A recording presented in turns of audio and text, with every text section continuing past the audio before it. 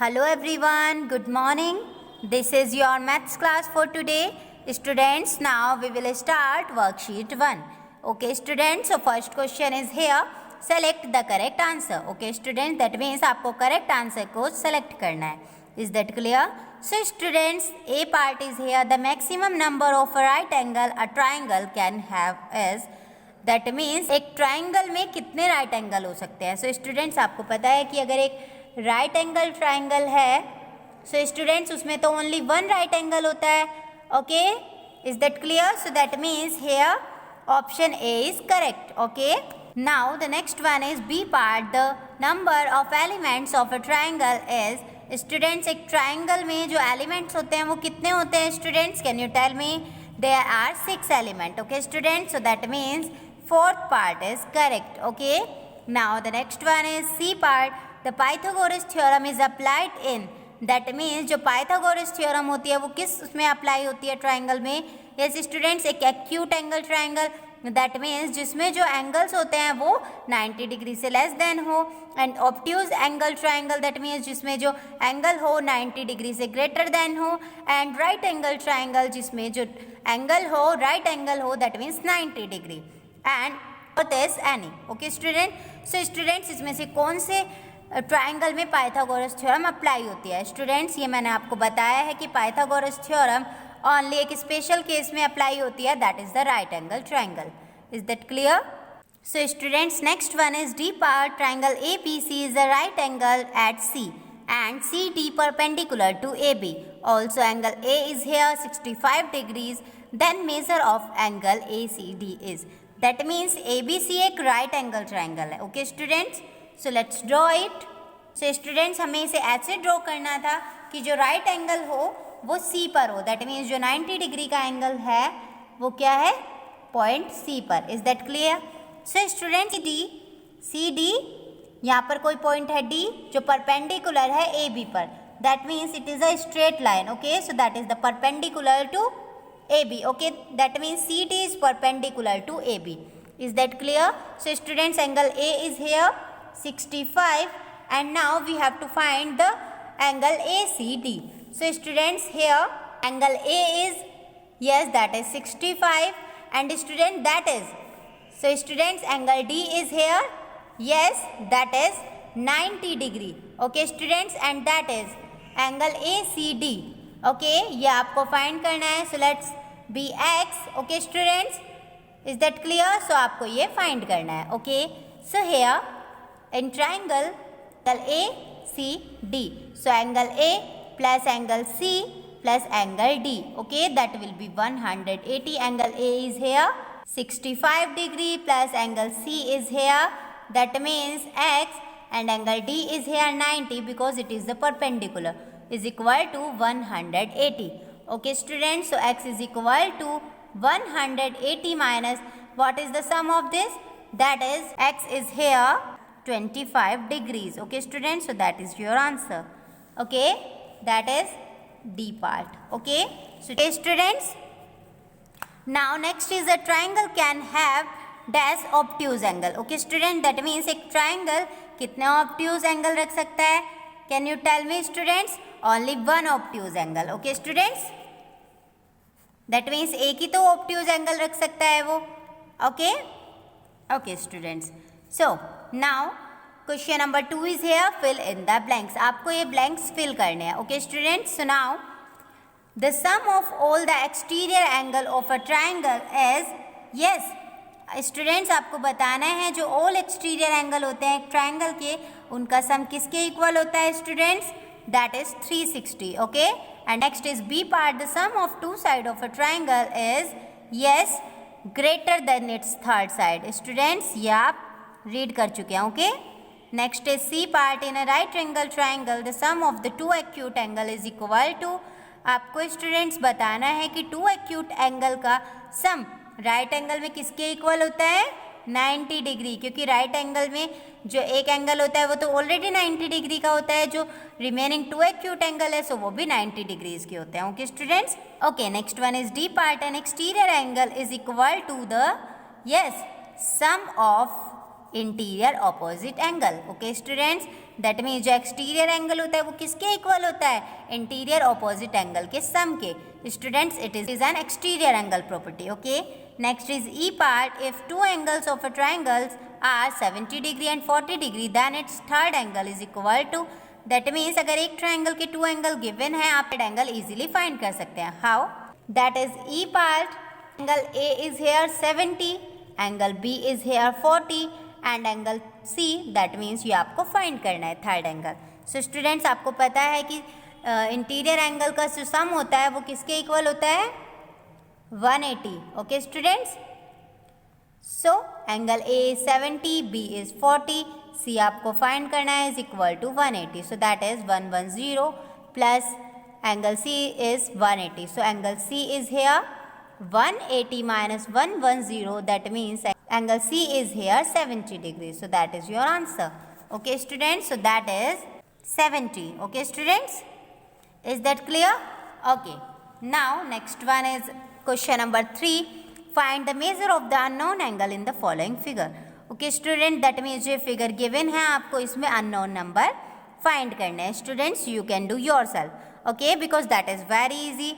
Students, in A part we use exterior angle property because an exterior angle is equal to the sum of two interior opposite angle.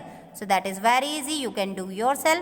And here it is also same, exterior angle is equal to the sum of the interior opposite angle. Okay, and students angle sum property is here ABC is equal to 180, so we can find easily this angle. Okay, next one is same here. And students, if three sides are equal, so student that means three angles are also equal. Okay, so that means x plus x plus x, that will be 180. So students it is an equilateral triangle. Okay students, okay, that is F part. So students अगर इसकी two sides equal है so इनके opposite angle भी क्या होंगे, equal. Okay students, so we can find easily. And in fourth question, find the measure A B C D E in the following figure. इसमें आपको A B C D ये सब find करने हैं students। D ये है, सो ये भी एंगल डी भी यहाँ से 40 होगा, ये 40 है। एंड स्टूडेंट्स अगर ये साइड्स इक्वल है तो इनके ऑपोजिट एंगल भी इक्वल होंगे। Okay students, so that means ये भी x, ये भी x, ये 40, तो आप इजीली फाइंड कर सकते हैं यहाँ से a एंड b की वैल्यू। एंड देन आप 360 का कंप्लीट एंगल होता है ये, यहाँ से c एंड e की भी वैल्यू फाइंड कर सकते हैं।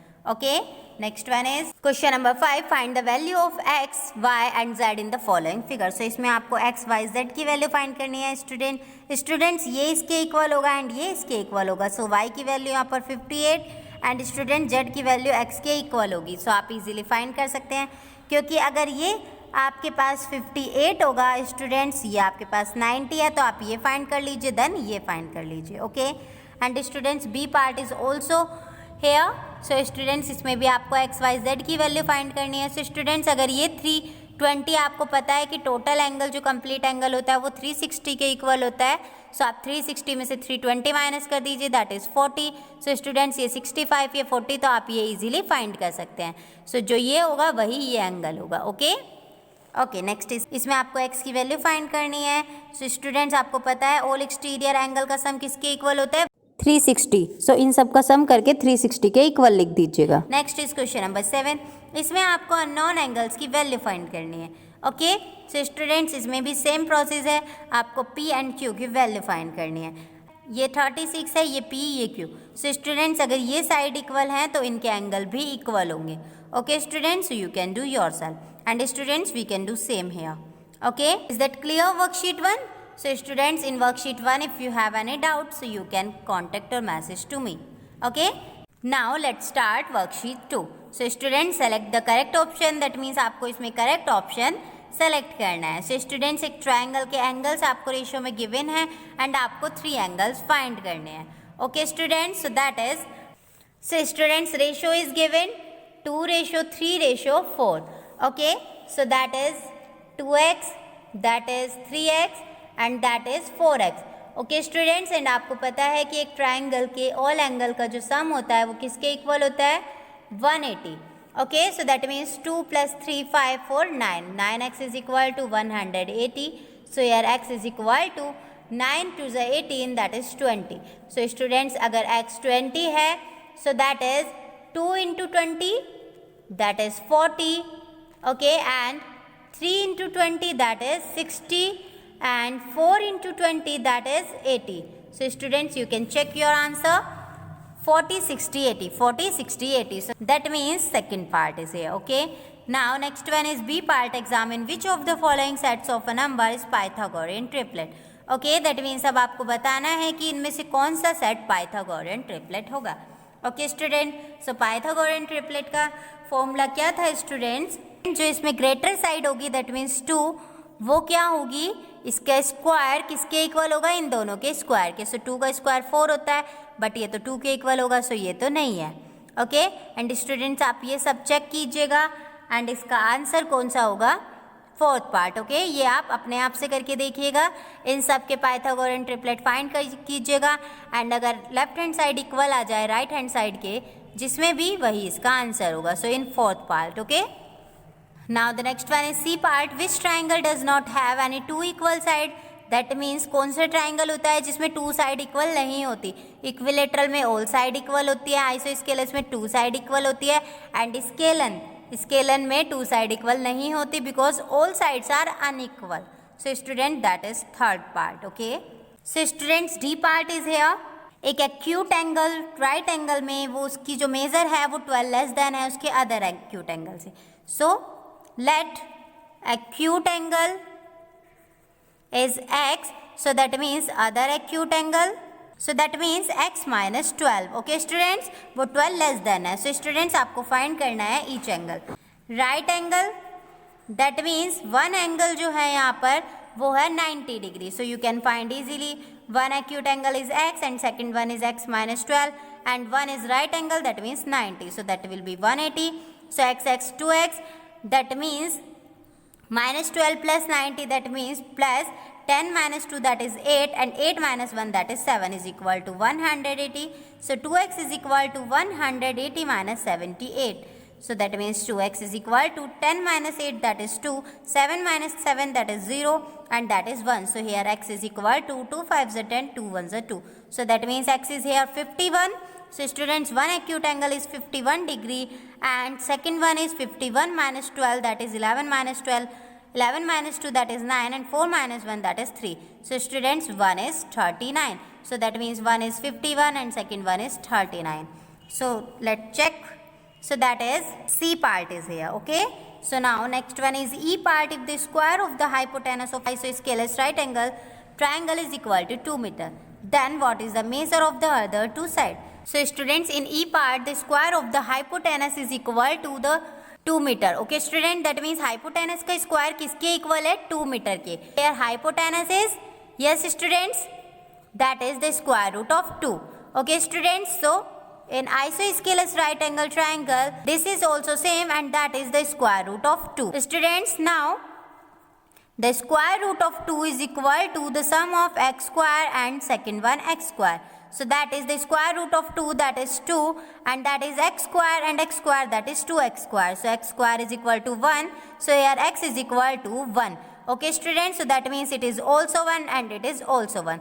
So that means here second part 1 meter is 1 meter. Okay, and next is fill in the blanks. So students, in a right angle triangle, one of the acute angle is 45, then the other angle is, students, अगर एक acute angle 45 का है, so other angle किसका होगा? वो भी 45 degree का होगा. ओके स्टूडेंट्स, क्योंकि ये 90 डिग्री के इक्वल होता है.